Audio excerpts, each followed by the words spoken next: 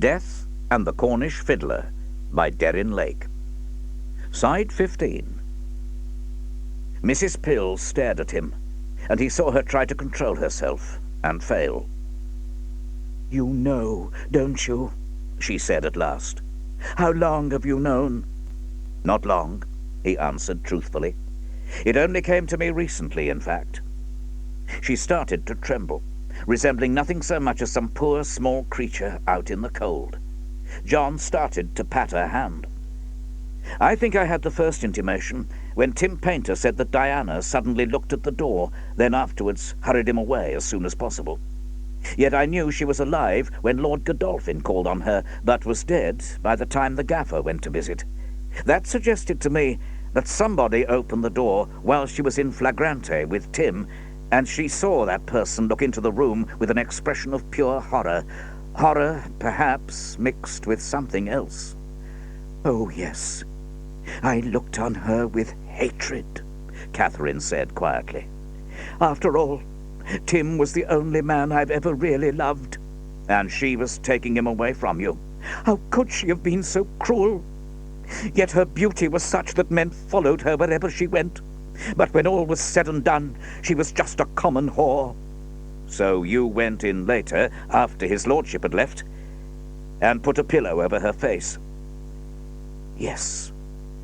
The shriveled white visage turned to the apothecary, and he saw for the first time that she was slightly unbalanced. "And shall I tell you something, Mr. Rawlings?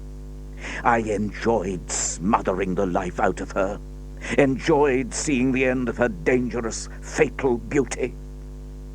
Slowly she got to her feet, removed her hand from his grasp, and held it out to him. "Goodbye to you, sir. It has been most pleasant knowing you. Perhaps we will meet again, somewhere." Then she walked past him and made her way out of the front door. Just for a moment John sat motionless. Then he sprang to his feet and ran after her, but he was too late. Mrs. Pill had taken possession of the front carriage waiting outside the inn. Climbing up onto the vacant coachman's box, she had whipped up the horses and gone clattering down the street towards the open countryside at the bottom. John stood staring after her, in company with Jasper, her brother. The bird had clearly flown. Chapter 29. For a second, John and Jasper stood staring as the coach disappeared down Coinage Hall Street. Then, together, just as if they had rehearsed the move, they leapt into the second conveyance, shouting to the driver, who was already in place, to pursue at all speed. He shot forward so quickly that the pair was obliged to cling onto the upholstery in order not to end up on the floor. Ahead of them, they saw Catherine's coach career wildly into the fields that lay beyond the town, heading in the direction of Low Pool. Even as he saw it, the apothecary had a terrible premonition of the thought that might be in her mind. They followed into the meadowlands, which grew progressively more boggy as the coach moved forward. Eventually, the wheels ground to a halt, arrested in the marshy terrain. Ahead of them, a much lighter weight than that of the two men, Mrs. Pill's conveyance lurched its dangerous path onward. John, descending as best he could, started to run behind it, but realized the futility. Despite the fact that it was of necessity traveling slowly, he still found it hard to keep up. Behind him, he heard Jasper clambering down. "What shall we do, Rawlings?" "We must go in pursuit. She won't be able to drive much further." "Come on, then."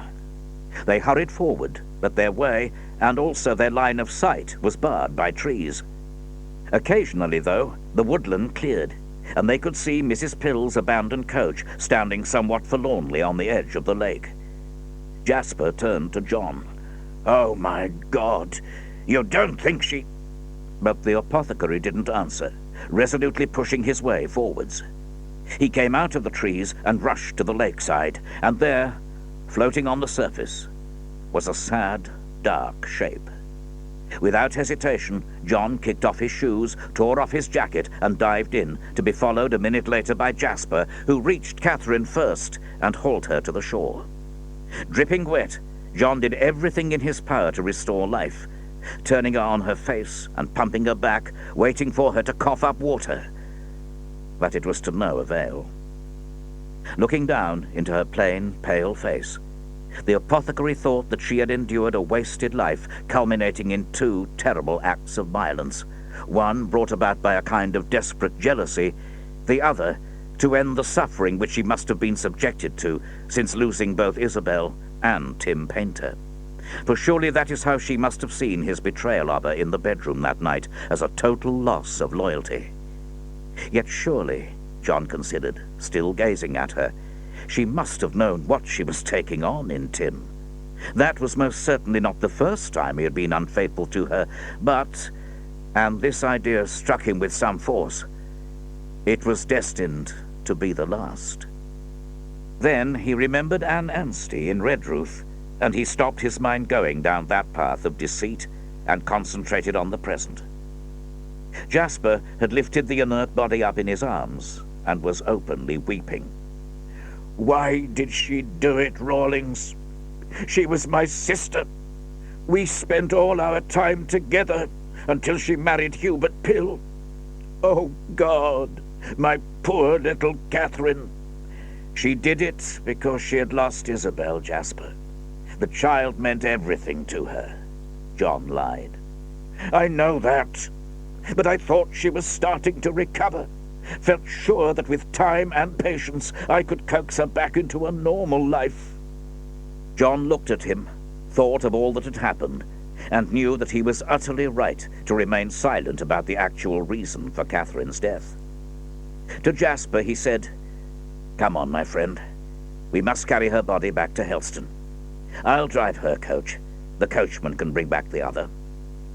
So they set off in dismal procession, manoeuvring the coaches with care through the unfriendly undergrowth, until at last, and after a great deal of effort, they found their way to Coinage Hall Street. Here they parted company, John to find Tim Paynter, Jasper to go to the undertaker's to arrange for Catherine's body to be coffined up before he took it home to Wiltshire. It was in a very sombre mood that the apothecary, having drawn a blank in the tap-room of the Angel, made his way to the Blue Anchor, feeling certain that he would find the extraordinary character that made up Paynter in the hostelry, chattering to his crowd of cohorts. As he walked down the street, he had been mulling over whether to tell Tim all the facts, and was still not certain as he went through the front door and saw him seated at a table, regaling some gullible individual with how he had been promoted to constable's assistant. John sighed heavily and took a seat beside him. "How do, John, my friend? How goes it with you since this morning?" "Not well, I'm afraid." "Really? What's up?" "I would rather discuss that in private." Oh, I see." Tim leant across the table to his crony. "Would you mind, old boy? Got some confidential business to talk about." The cohort, having given John rather a dark look, shambled off to a corner where he disconsolately supped his ale. "I suppose you want to discuss the witches," said Tim in a loud whisper. "No, it's something else, I'm afraid. Tim, you must prepare yourself for a shock. I'm sorry to have to tell you that Catherine is dead." To say that the ne'er-do-well gaped at him would have been a gross understatement. His jaw quite literally dropped, and for once in his life he looked utterly devastated. "Dead? But that's not possible. I only saw her an hour ago. She was perfectly well then." "Yes, I saw her too, remember? But after our conversation, she went to Low Pool and threw herself in." Tim let out a terrible cry, then turned his head away, and John could see that he was weeping. He leant forward. "I'm sorry, believe me. It must be a terrible blow." "It is. Poor Catherine. What had she done to merit such an end?"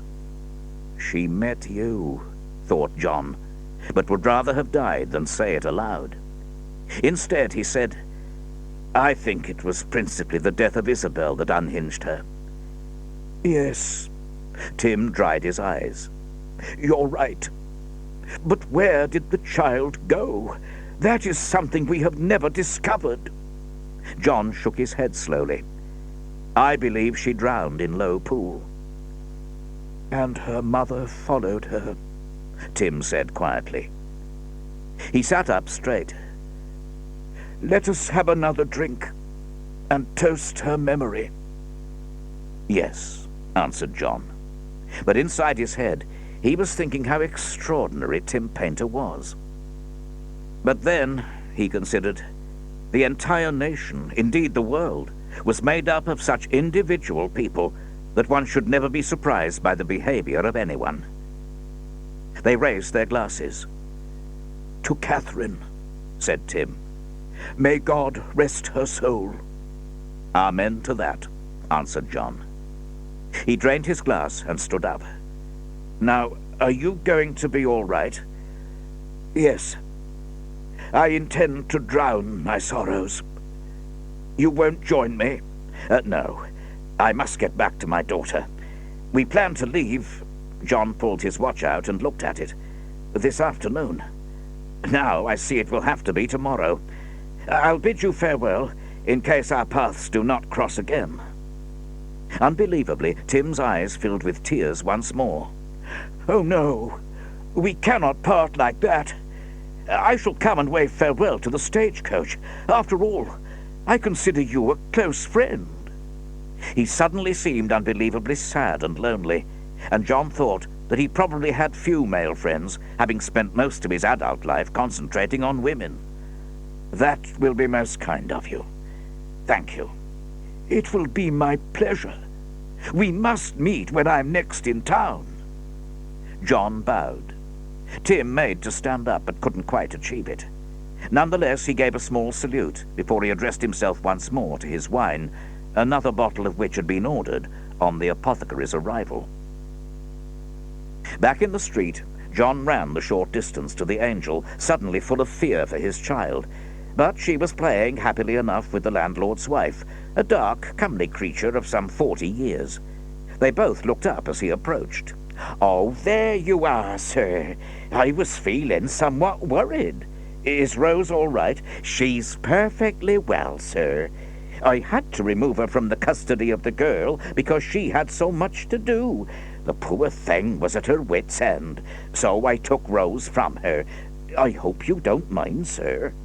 "Mind? I'm more than grateful to you, madam." He produced a guinea from his pocket. "I wonder if I could ask you a favor. Would it be possible for you to care for Rose tonight? I have to go out later, and I'm very nervous of leaving her on her own. If you could perhaps sleep in her room."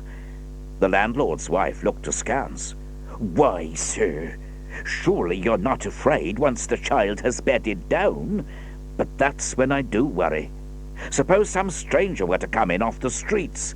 Bless you, sir, they're all locals." John thought wildly and came up with the answer.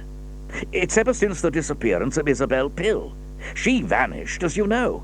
I couldn't bear it if anything like that were to happen to Rose." The woman looked thoughtful. "Aye, sir, he do have a point. I'll sleep with the child tonight. Just this once. We're leaving tomorrow. Can you tell me at what time the stagecoach departs?" "Are you going to Truro or Falmouth, sir?" "Truro. Then your luck holds, sir. The Truro stage leaves in the morning at 9 o'clock. "And we'll be on it," said John, and felt a sudden uplifting of his heart. He never afterwards could tell what drew him back to Low Pool. But immediately after dining with his daughter and handing her into the care of Mrs. King, who fussed over the child, presumably thinking that another guinea might be on the way, he set off on foot to see that stretch of mysterious water for the last time. The sun was just going down, and the lights were transforming the Low into a glittering mirror. All around him, the trees were etched darkly against the fading light, sinister sentinels of the night that was to come. From where he stood, John could glimpse Penrose House, and immediately opposite it, almost hidden by the undergrowth, the home of Lord Lisle himself. Penrose was lit by a shaft of dying light, but the other house lay in gloom. Suddenly, for no reason, John needed to go there to see the owner and tell him that the game was up, that he should get out before the wrath of the law descended on him. Almost without knowing it, his feet started to walk to where the steep path ascended upwards. It was almost dark by the time he reached it, and in the undergrowth on either side of the track he could hear the little rustlings of wild creatures. For no reason the sounds made him nervous, and he would have turned back had he not been over halfway up. As he drew nearer, the apothecary could see that the place was in total blackness, not a candle lit anywhere. This made him even more frightened, and he stood still for a second. Then he pulled himself together, thinking he had come this far and really must continue on his way. Gritting his teeth, John proceeded towards the house. As he drew nearer, he realized that the place was deserted. No light shone from the windows which gazed out onto the night, shutters open. Drawing closer, John peered in through one of them, seeing dim reflections of the room beyond. He was staring into a library, for the walls were lined with books, a high stool drawn up before one wall. There were 2 chairs standing on either side of the fireplace, which had been cleaned out and laid, but remained unlit. John leant closer, his face pressed against the glass, peering into the room. As his eyes adjusted to the light, he found that he could see the interior more and more clearly, and he allowed his gaze to wander, picking out individual items of furnishing. Then suddenly, he started forward, staring with total concentration. For in front of the chair with its back to the window, he could see a pair of buckled shoes with stockinged legs inside them. John pulled back into the shadows, his heart pounding. So the house was not empty after all. Whoever it was in there obviously preferred sitting in the dark, his only light coming from the unshuttered windows. He waited silently, listening for the noise of the occupants stirring. There was none, and after a few minutes he ventured another cautious glance inside. The legs and feet were in exactly the same position as they had been when he had last seen them. It occurred to him then that the leg's owner was asleep, and so he had nothing to fear. Nonetheless, John's hand went into his pocket, checking that he had brought his pistol. He allowed himself another quick peer and saw that yet again they were just as they had been when last he looked.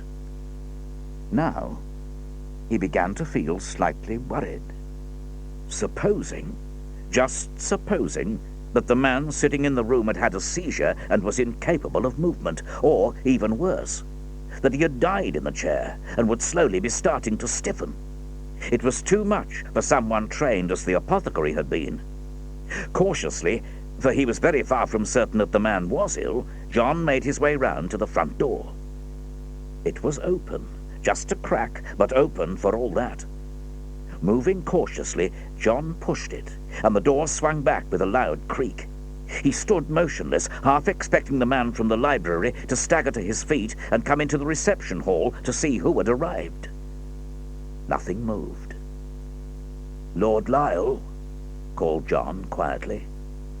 There was no reply, and walking softly over the wooden floor, the apothecary, losing his sense of direction, began to open doors and peer into the rooms thus revealed.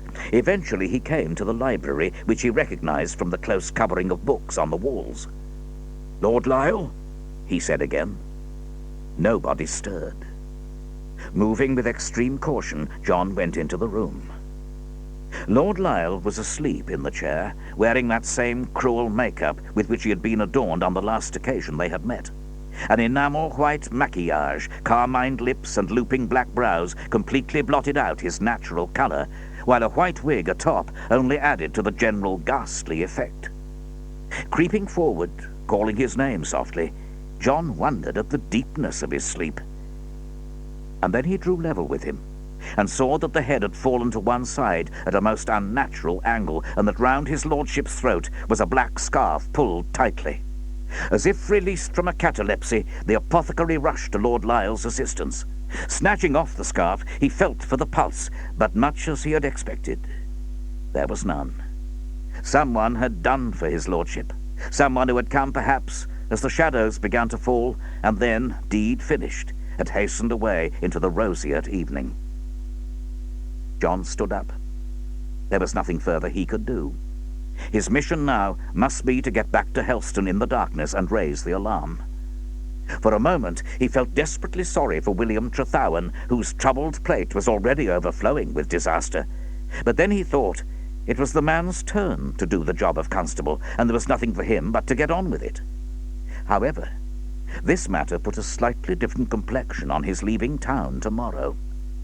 Suddenly overcome with worry about Rose, about the situation in general, John left the house, closing the front door behind him. The night had become treacherous, or at least he imagined it had.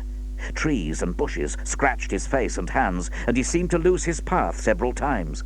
But at long last he found himself in open fields, and the lights shining from the houses of Helstone seemed as bright as if they had lit every candle in Christendom. Hurrying up Coinage Hall Street, John made his way into the Blue Anchor. There was no one there he knew, Tim Paynter and the man he most wanted to see, William Trethowyn, being all too clearly absent. Turning round abruptly, John ran towards the Angel. It was strangely quiet within. Indeed, there was hardly anyone around. With a feeling of growing panic, John went into the tap-room. A few huddled locals sat about, but they too seemed oddly restrained. Deciding he would have to go to Trethowyn's home, a small dwelling in Monique Street, the apothecary was aware that he must first check on his daughter. Going upstairs, he went to his room to change his coat and breeches, which had become somewhat soiled by his encounter with various pieces of undergrowth. The place was in darkness, but, striking a tinder, he lit the several candles that were dotted round the room. And then he saw that a letter had been pushed under his door. With a sudden rush of fear, the apothecary picked it up and broke the clumsily applied seal. "Sir, take care of your child, I beg you. She is in mortal danger," he read. There was no signature, no address, no date, nothing. But the very sight of it had John running half-dressed to the room next door to his. He flung open the door without ceremony, gazing at the white bed where Rose's small figure should have lain. It was entirely empty. His daughter had vanished. Chapter 30. A cry of sheer despair broke from the apothecary's lips. Then, turning abruptly, he left the room and hurried down the stairs, the sheet of paper still clutched in his hand. "Mrs. King!" he called. "Mrs. King, where are you?" There was no answer, and he started to run through the inn, shouting the landlady's name, his panic rising with every passing second. She appeared from the kitchen, wiping her hands on a cloth. "Mr. Rawlings, whatever is it? What's the matter?" He saw her expression change. "It's not Rose, surely. I only left her for a minute. There was a crisis I had to attend to. Rose has gone," he said, and sat down suddenly in a chair, his face drained entirely of colour. "Oh, no! And this letter was pushed under my door." He handed it to her and watched her expression as she read. Then she looked up at him, her eyes wide and frantic. "Oh, my God! I feel so guilty. What shall we do? We must rouse everyone we can and search for her. I will go to the constable straight away." He stood up, realizing that he felt utterly weak, his limbs heavy and useless. But despite this, the apothecary knew that to act quickly was essential, and that he must overcome this feeling. Hurrying back upstairs, he put on his jacket and went out into the night.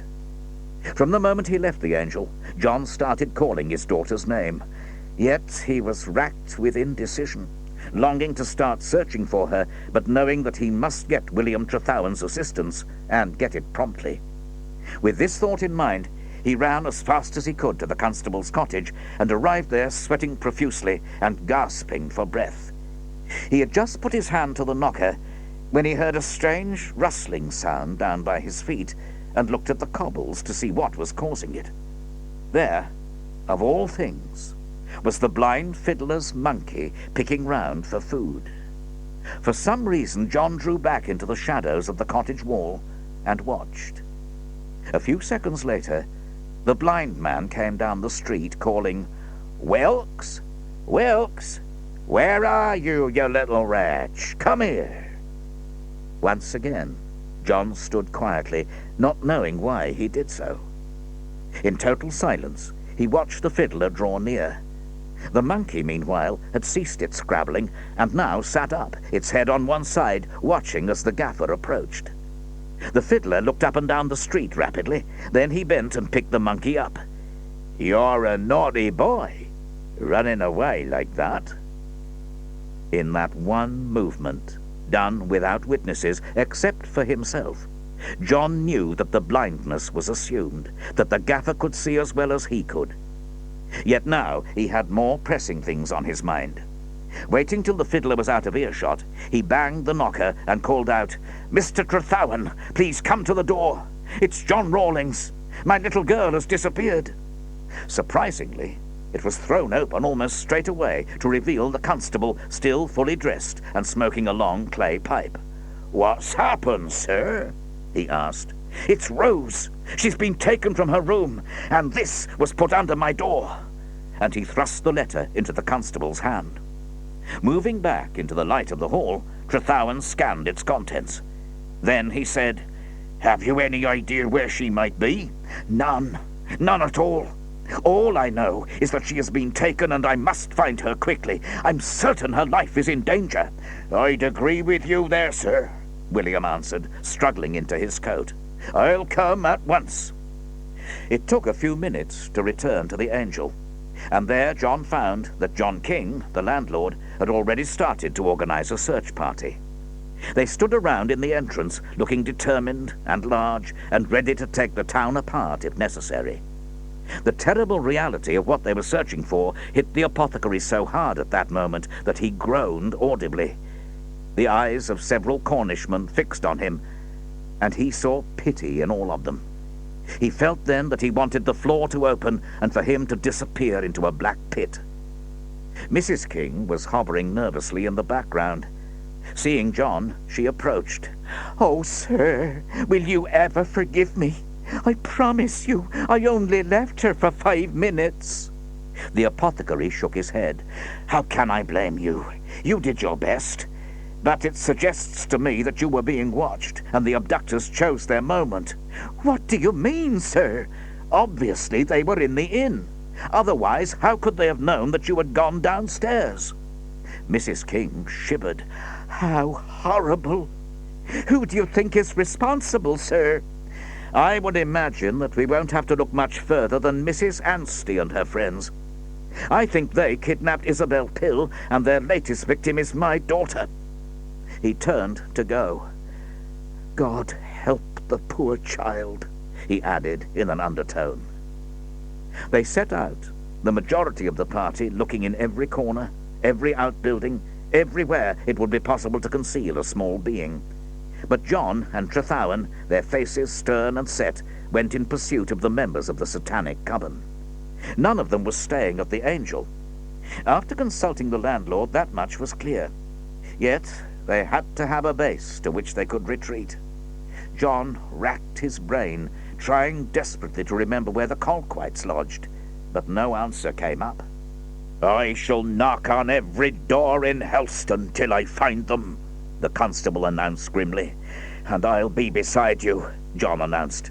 "We've got to find her. I love the child. She's all I have left now."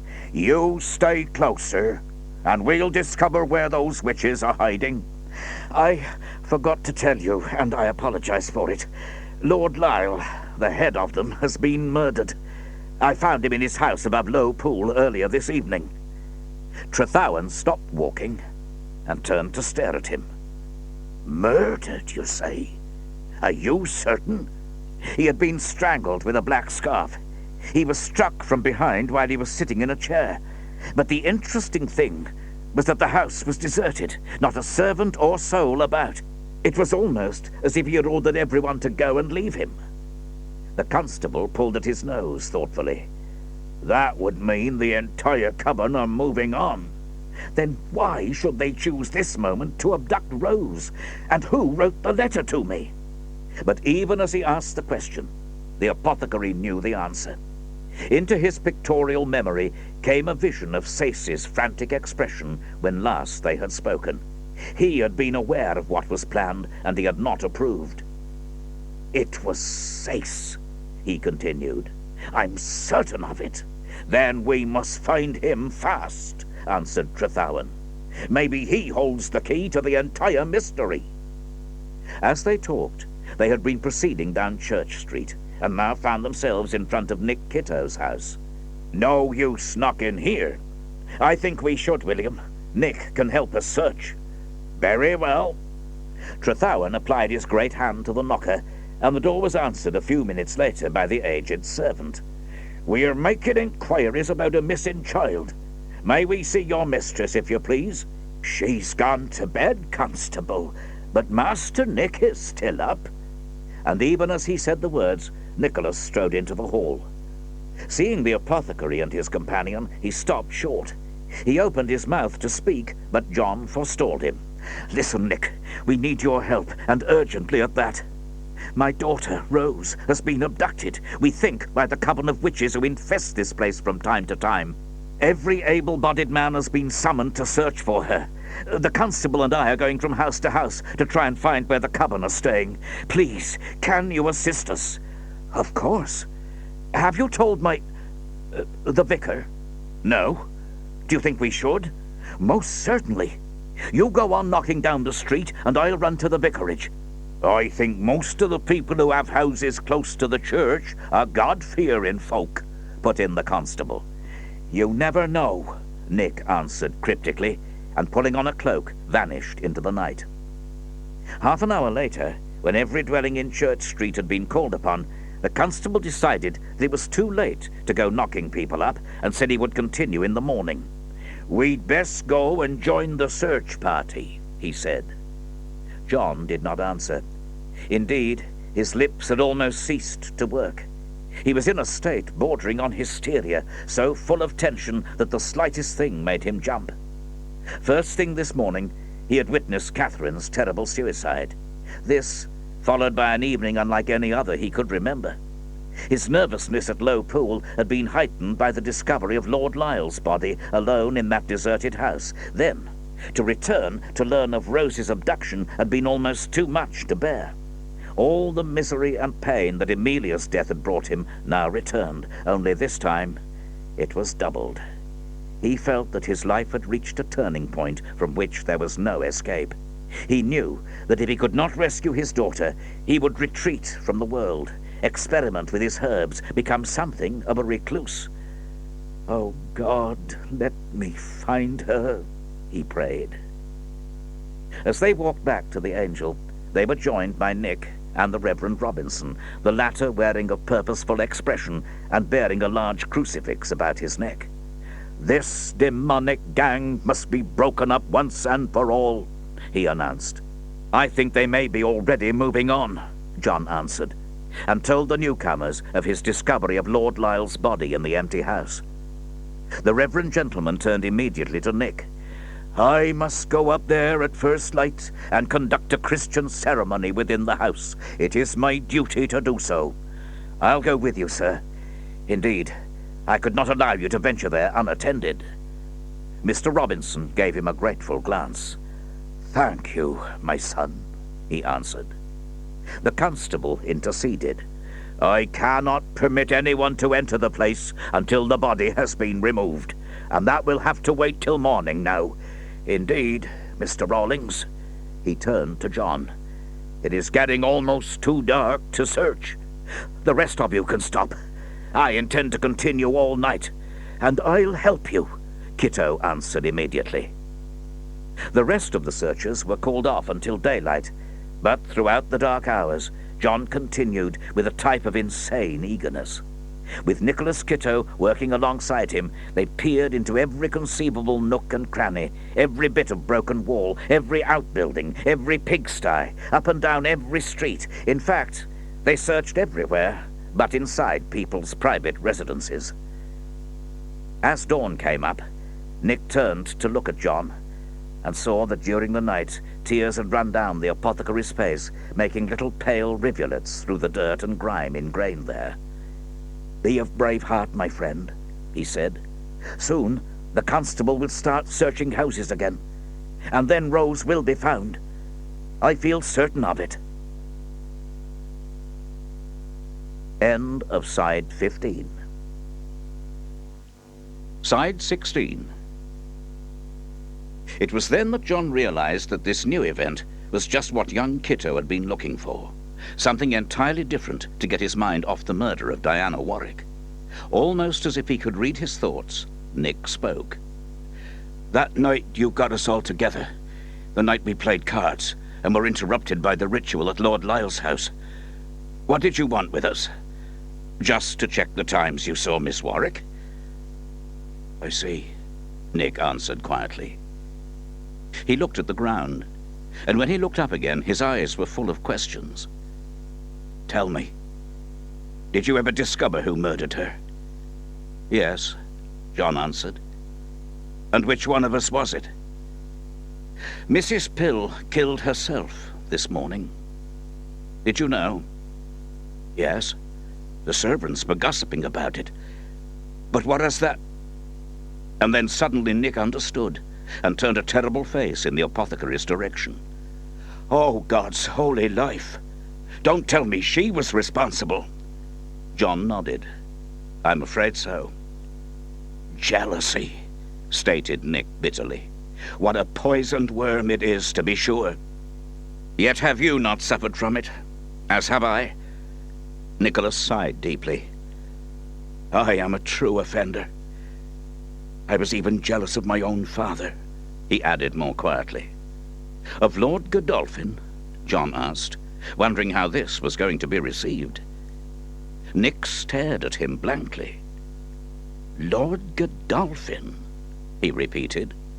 Yes. The younger man burst out laughing so loudly that the sound seemed to echo round the sleeping town and out to the distant hills. He's not my father, he said, wiping his eyes. Whatever made you think so? I just imagined, John answered feebly. Well, you were wrong. My father is the vicar, Mr. Robinson. The apothecary thought that if he hadn't felt so wretched, so down, so utterly hopeless, he would have joined in the laughter at his own idiocy. But instead, he just felt a complete fool, a numbskull, a jumper to conclusions. He sat down suddenly on the curbstone with all the stuffing knocked out of him. Nick crouched down beside him. I'm sorry to shock you like that. I was conceived when he was still a curate, you see. It was my mother who wouldn't marry him. At the time, she was very pretty, and she had her heart set on someone else. It's almost impossible to believe when you see her now. But those are the facts. At that, John wept, where normally he would have just seen the silly side of the explanation. He had never felt so weak or so miserable in his life. The thought that Emilia and now Rose had been taken from him was almost too much to bear. Come on, old chap, said Nick quietly. Let's go back to the Angel for a while. We've searched everywhere possible at night, and we can start again in an hour or so. You need some food meanwhile. And suddenly it was so comforting to be led back to the inn and put to sit down in a parlour, while Nick Kitto, enjoying his role as a consoler, went off in search of breakfast, despite the earliness of the hour. Chapter 31. Unable to eat a thing, John consumed several cups of tea, and then his eyes closed and he fell asleep, his head rolling backwards, his mouth open. But it was not long before he felt a hand on his shoulder, and returning to consciousness, instantly knew that something was wrong. Just for a minute he struggled to remember what it was. Then the truth came vividly to mind, and he jumped to his feet. What time is it? How long have I slept? The craggy face of William Trethowan appeared. It's 5 o'clock, sir. Daylight. Time you went searching again. That is, if you feel up to it. Of course I do. I must find my daughter. Right, sir. Then I suggest you try Meneague Street. I'm afraid that I have a grisly duty up at the Low Pool House.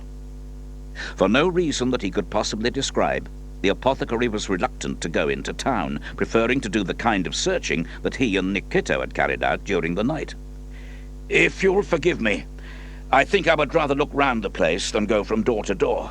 But, sir, only you know who these children of Satan actually are. Apart from Sayce and Mrs. Anstey, I couldn't possibly identify them. There was undeniable logic in this.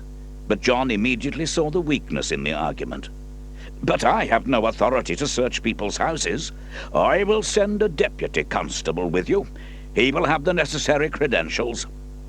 Yet again, John had the feeling that he would rather stay in the locality. "Then let him go alone." "You're not thinking, sir. He will have even less idea of the identities of these accursed people than I have." The apothecary bowed to fate. "Very well. I'll go." At that moment, who should walk in but Tim Painter, dressed in black, but other than for that, bearing no outward signs of mourning. Indeed, he was grinning quite cheerfully. "Good day," he said, taking in the assembled company and giving a small bow. "You're up early, sir," commented the constable. "I'm catching the stage to Truro, so I thought I'd make a reasonable start." "Tim," said John urgently, "I was wondering if you could help me. My daughter has gone missing, abducted, I fear, and I was hoping that you might join the search party." Painter looked thoughtful. "It would mean delaying my departure. Perhaps you would consider it." "My dear friend, for you, of course. Anything. Don't give it another thought." He turned to the constable. "Now, my good fellow, what would you like me to do? Perhaps you would care to accompany Mr. Rawlings and my deputy in the search for members of the coven." "So they are involved," said Tim knowingly. "I might have guessed." John drained his cold teacup, then turned to Nick. "Thank you for everything you've done. I shall always be grateful to you." Nick eyed Tim disdainfully. "I don't feel like leaving now. Do you mind if I continue to search?" "By all means," said the constable, taking charge. "Perhaps you and the other men would like to retrace your steps of last night." They set off about their various tasks, Tim strolling along in sprightly fashion beside John, who now had lack of sleep to add to his other torments. Dropping behind the deputy constable, a short, bull-headed man called Pascoe, John whispered urgently, "I wanted to search with the others, not go house to house." Tim stopped walking, and John did likewise. "Do you think she is still alive?" "I can't be sure. I've always been so close to Rose, ever since she was born. I feel that somehow, if she is alive, that is, she would try and contact me." "But how can she? You don't know where she is." "I mean some mental kind of message. I can't explain further." But at that moment, John saw Tim quiver. Then he seized the apothecary by the arm. "Look, there's Sace going for an early stroll." Despite the fact that his body ached with tiredness, John broke into a run. "Sace," he called, "stop! I want a word with you." Sace glanced over his shoulder, and John had a vision of that melon-faced man looking thoroughly frightened. Then, as best he could, the heavily built fellow broke into a lumbering run. Like two greyhounds, John and Tim pursued him, and a second later they heard the solid tread of Pascoe as he too joined in. "Stop!" shouted John once more. But they were gaining on him, and at the Guildhall, Sace ran out of breath and came to a gasping halt, leaning against the wall. Instantly the apothecary was on him, shaking him like a rat. "You bastard!" he hissed. "You sent me that letter, didn't you? Where is she? What have you done with her?" "Now then, sir," started Pascoe, but the apothecary ignored him, squeezing Sace's throat until his eyes began to bulge. Vaguely aware that Tim Painter was trying to loose his hold, John knew that if the man refused to answer him, he would kill him. "Let him go, sir. He can't speak while you've got him in that stranglehold." And Pascoe also started to beat John over the wrists, none too gently. Eventually the truth of what was being said began to dawn on him, and John loosed his grip suddenly and leant against the Guildhall wall, panting. "Now, Mr. Sace, you must make a statement," said Pascoe firmly. "Yes, you dog-face. What have you done to Rose?" Gasping for breath, Sayce spoke over damaged tonsils. I knew they were after her. I did my best and wrote warning you, sir. You have me to thank for that. John flew at him again. How dare you try and justify yourself to me, you beastly old prick?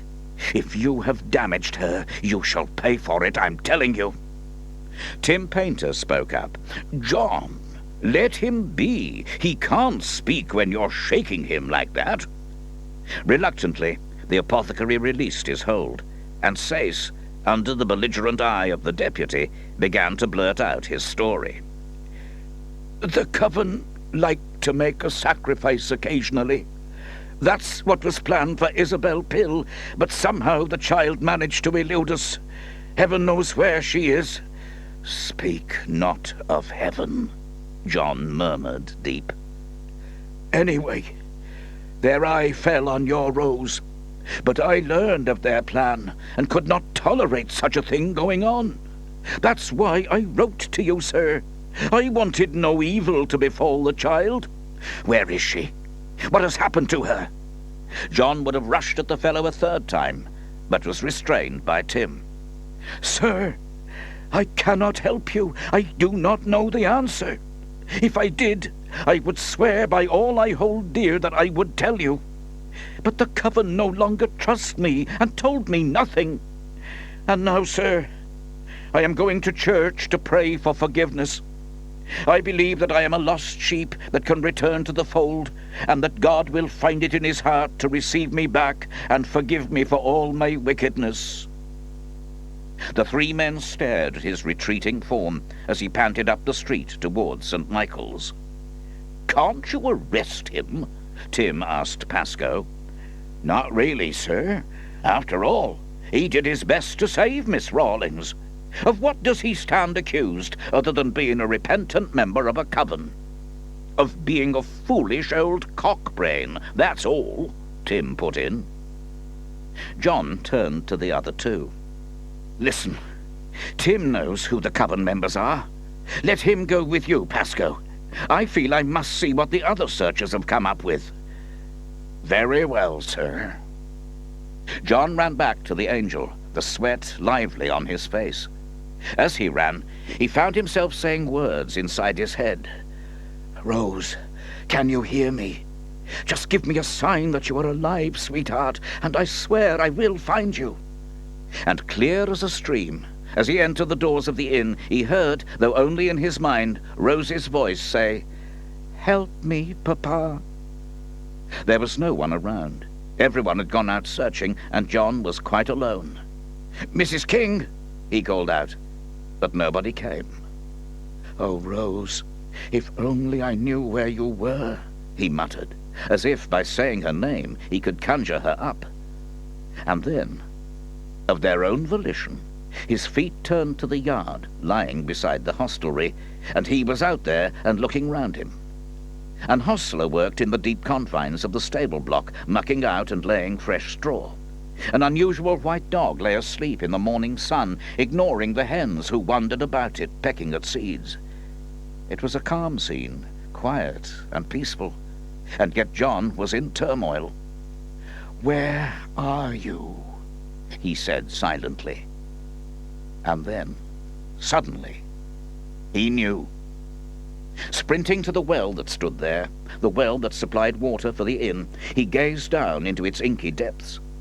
One of the buckets had been lowered on the rope, which, he noticed, had fractured, so that only one pail was in use. It hung nearby, idle and unused. "Rose," he called, leaning over the wall and cupping his hands. "Rose, are you down there?" He heard nothing, but inside his head, her voice said, "Yes." His heart leapt wildly. "Be steady, darling. I'll find someone to help. You stay exactly where you are." He turned round desperately, and then, to his amazement, he saw Gideon come into the yard carrying the monkey. John hurried to him. "Gideon, my daughter is down the well, but the rope of her bucket is broken, and I can't bring her up. What am I going to do?" The tambourine player stared at him. "I don't know, sir.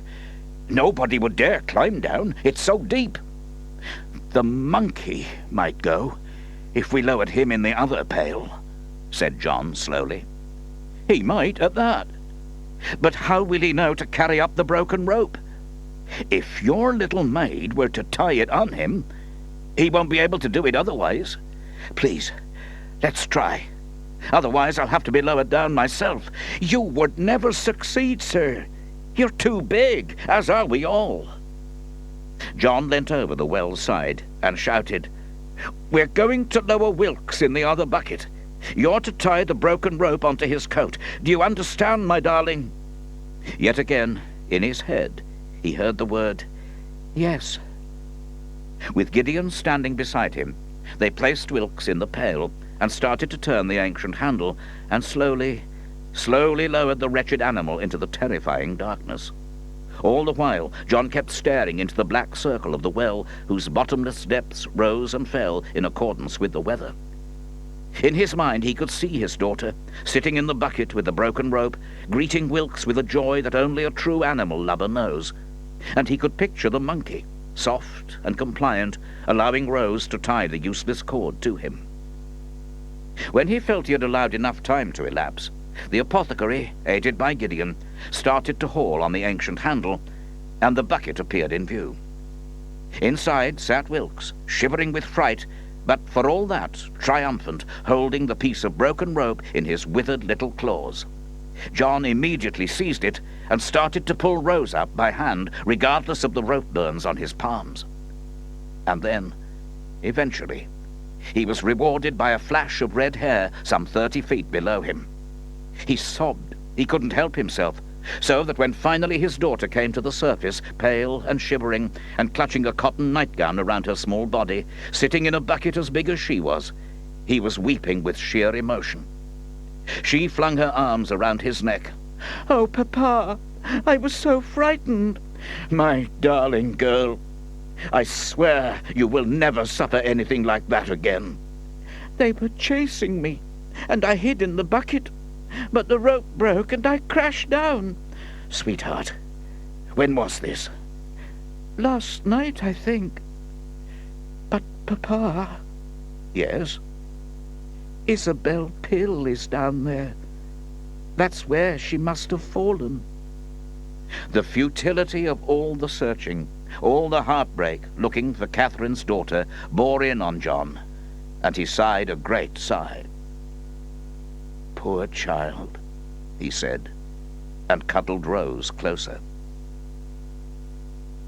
They brought Isabel up at sunset.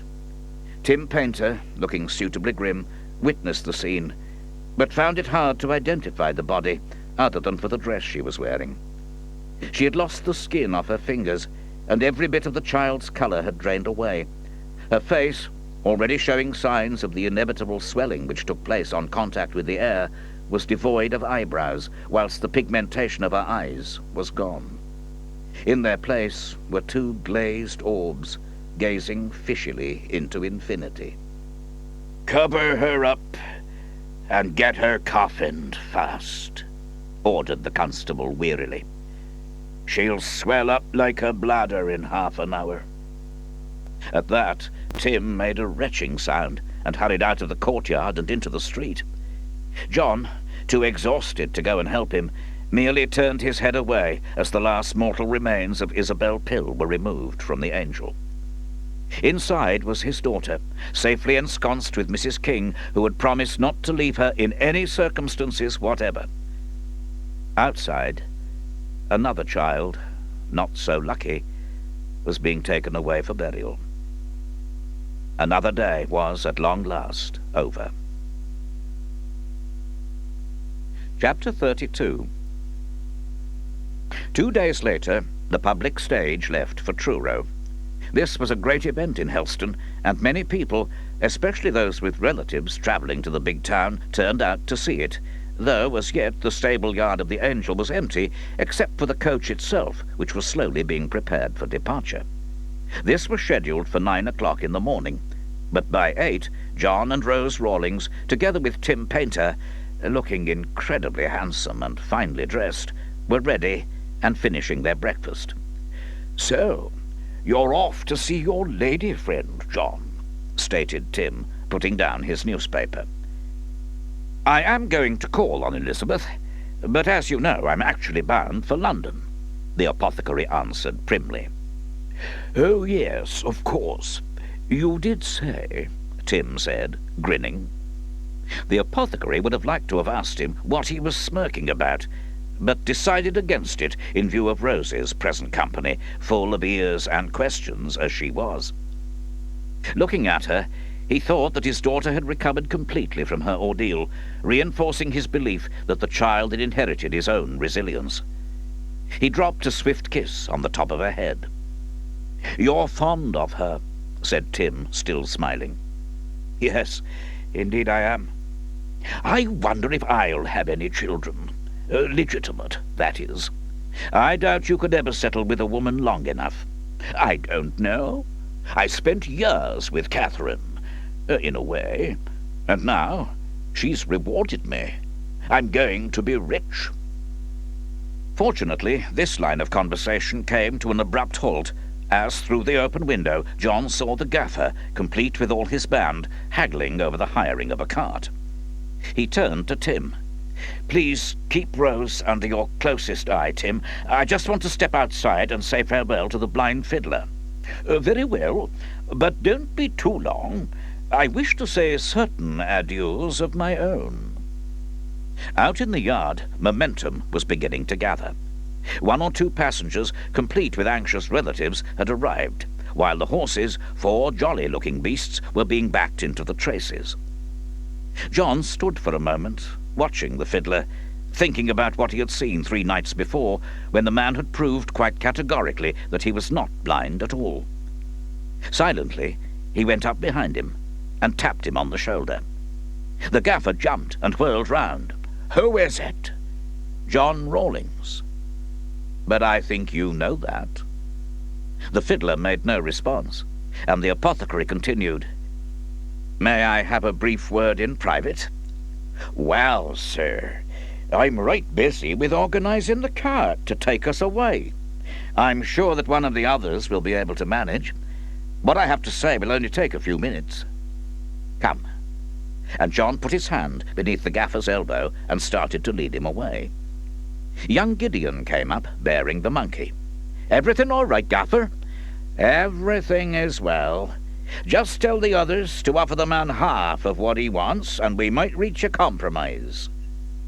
Drawn by John's persuading hand, the fiddler stepped into the Angel and into a small snug, empty at this early hour of the day. "Take a seat, gaffer," said the apothecary.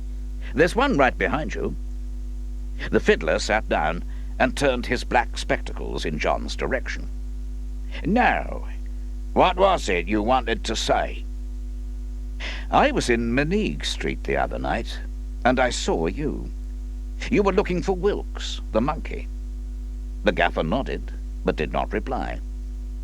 "I won't waste your time nor mine," John continued, the ruthless side of his nature suddenly showing itself.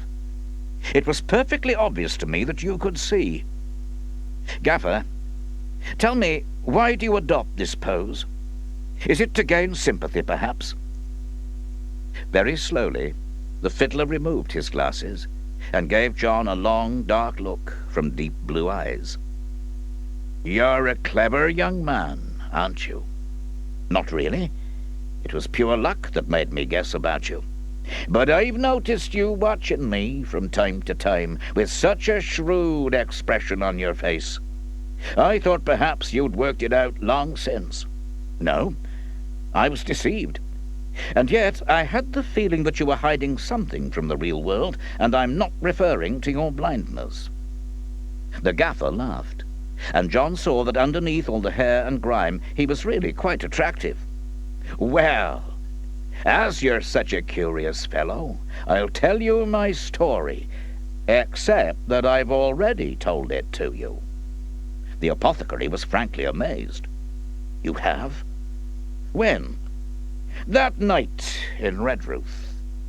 You remember me mentioning a certain game of cards which was played many years ago? A game of cards in which the Marquis of Dorchester lost everything but his title and disappeared that very night." "Yes, I do," John answered, as he recollected the incident. "Well, I used to be the Marquis, before I was presumed dead and my cousin inherited. That night, the night I lost everything, I went away to blow my brains out. But instead, I picked up my violin and walked out of London and put the past behind me." John sat amazed, not having anticipated anything quite so dramatic. "I'd had quite a talent for the instrument as a child, and indeed as a young man. I went into my home to find a pistol, but instead I saw my violin. The rest you know." "What an extraordinary tale," said John. Then he added, almost as an afterthought, "You know that Lord Lisle is dead, by the way?" "Oh, yes," said the fiddler, and he chuckled.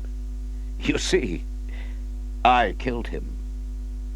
John was totally bereft of words. He sat staring at the gaffer, and for once in his lifetime could think of nothing to say. "Let me explain why. I thought, for many years, that he was another dull citizen with a penchant for gambling, but I learned in Redruth how wrong I could be. It was there that I discovered that he was the head of a coven, a disciple of Satan. He used that power to win everything off me at cards that night, but that's all in the past. What concerns us now is the present. I hear a lot, as people think I'm blind and talk freely before me. And I heard in the alehouse that your daughter had been snatched. Knowing it was on his orders, I went up to his house and strangled him with a scarf. And good riddance." John shook his head. "Are you going to report these facts to the constable?" "Are you?" asked the gaffer, and in that question turned everything that John believed in on its head. "No," the apothecary answered after a long pause. "Well, let's say no more about it. I've just one question. Why was Lord Lisle's house empty?" "Because he was afraid. He was aware that it was only a matter of time before he was unmasked and probably arrested. He had sent the servants on to one of his many other residences. The rest of the coven have scattered and gone." "But why was he particularly scared now? What caused that?" "Because, my dear young friend, I wrote and told him that I knew. I thought he was about to kill your child, and it was too much for me to bear. So I sent him a letter and warned him off, and I signed it Dorchester." John stood up. "May I ask your future plans?" "I shall take to the road again, playing hither and thither." A blue eye gave a slow wink. "It's a good thing I learned the violin." "Isn't it?" "A very good thing indeed," John answered quietly. Half an hour later, he entered the coach with Rose beside him. As usual, it was jam-packed with people, some sitting on the roof, others beside the driver. Tim Painter, who had made much of bidding farewell to Gypsy Orchard, squeezed in beside a large lady and politely did his best to bow in the cramped conditions, a salutation which she returned with much interest. Meanwhile, the gypsy was calling something to John, who couldn't hear her, and stood up and lowered the window. "Reckon Rose was protected by her charm," she said, giving him a look from her clear water eyes. John turned to his daughter and grinned. "Reckon you're right," he said. And then he saw something, and his blood turned to ice. Coming into the inn-yard, clad from head to toe in deepest black, was that most reprehensible of women, Anne Anstey. Large and pale, her lecherous gaze for once dark and resentful, she headed purposefully for the coach and raised her hand. The apothecary stared in pure horror as she opened her fingers to display what lay within them. It was a waxen image of himself. There could be no doubt of it. Drawing back her lips in a travesty of a smile, she made to wring its neck, but was forestalled by the gypsy woman, who merely made a gesture with her hand and watched as the poppet fell to the ground, from whence she scooped it up immediately. John, for no reason that he could possibly name, felt in his pocket and discovered in its depths the golden hair that Elizabeth had given him. Drawing it out, he held it aloft. The effect on Mrs. Anstey was quite remarkable. She turned away and was suddenly lost in the crowd who had gathered to watch the coach depart, vanishing totally from his sight.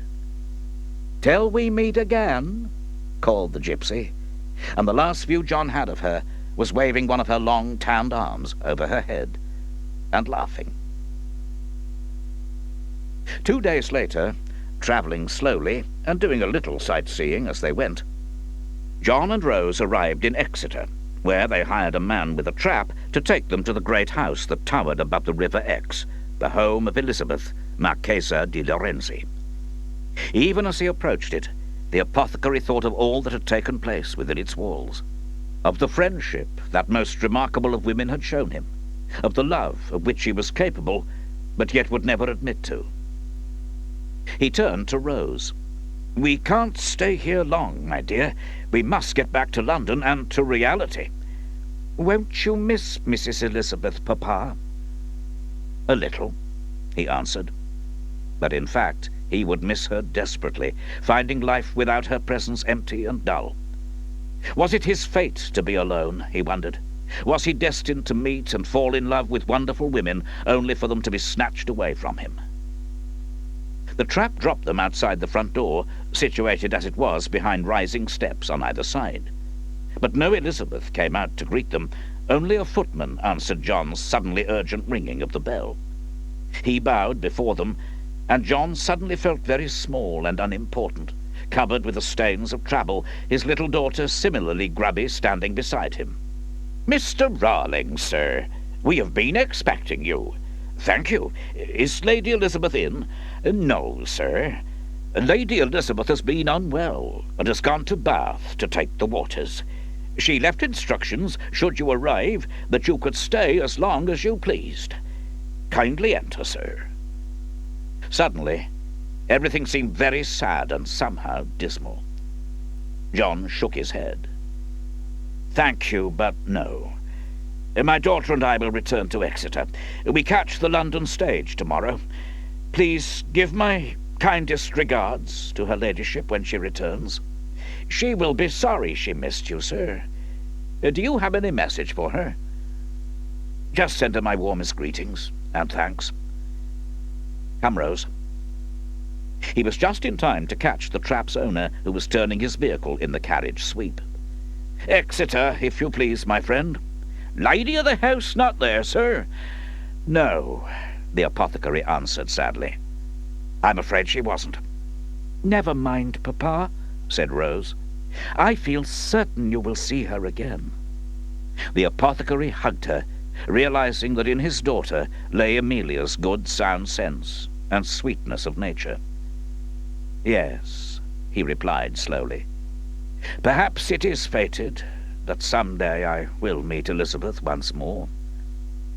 And with those words, the trap completed its turn, and John and Rose Rawlings set off for London and all that lay ahead of them.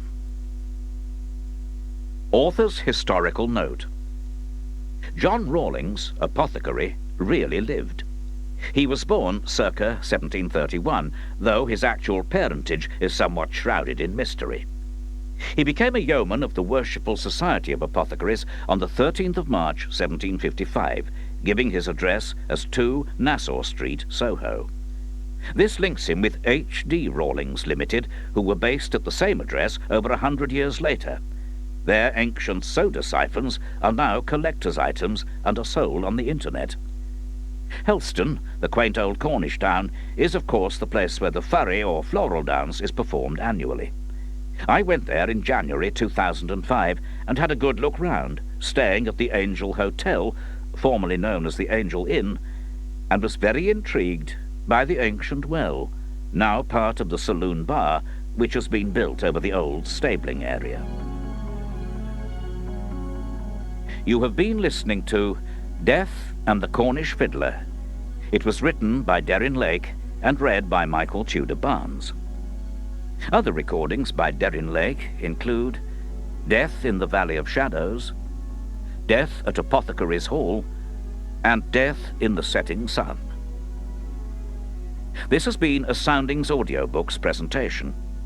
If you have enjoyed this production, please write to us at Isis House, King's Drive, Whitley Bay, Tyne and Wear, NE 26 2JT, or call on 0191 253 4155, and you will be sent a full list of our recordings.